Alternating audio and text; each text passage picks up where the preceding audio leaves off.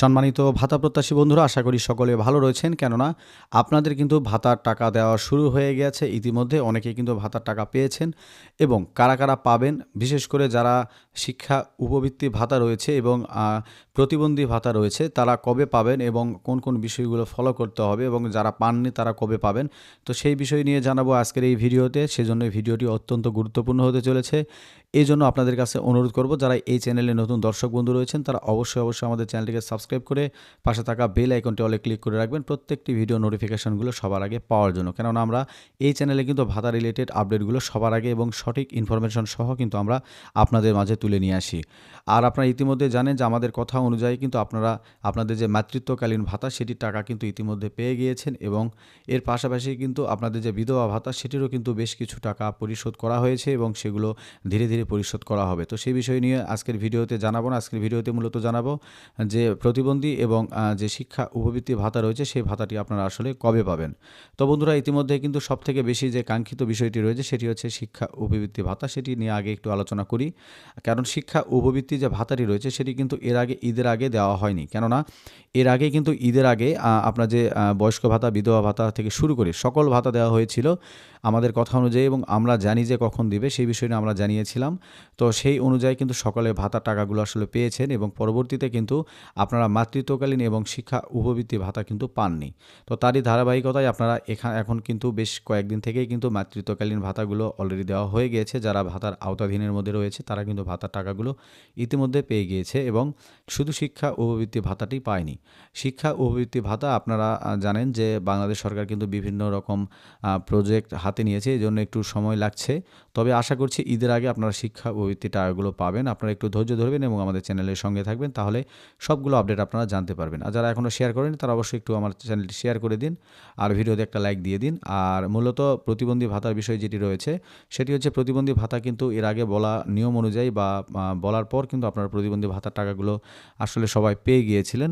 তো এখন হচ্ছে প্রতিবন্ধী ভাতার টাকা পেরোল কিন্তু ইতিমধ্যে জারি করেছে, আপনারা জানেন, এবং বিভিন্ন মাধ্যমে কিন্তু আপনারা জানতে পেরেছেন, বিশেষ করে আমাদের ইউটিউব চ্যানেলের মাধ্যমে। সেই কারণে আপনাদেরকে বারবার বলি আমাদের চ্যানেলটাকে সাবস্ক্রাইব করে রাখতে, কেননা গুরুত্বপূর্ণ সঠিক আপডেটগুলো কিন্তু আমরা আপনাদেরকে দিয়ে থাকি এই চ্যানেলের মাধ্যমে। তো পেরোল জারি হয়ে গিয়েছে মানে আপনারা কিন্তু খুব রিসেন্ট অল্প কয়েকদিনের মধ্যেই কিন্তু সুখবর পেতে চলেছেন প্রতিবন্ধী ভাতার।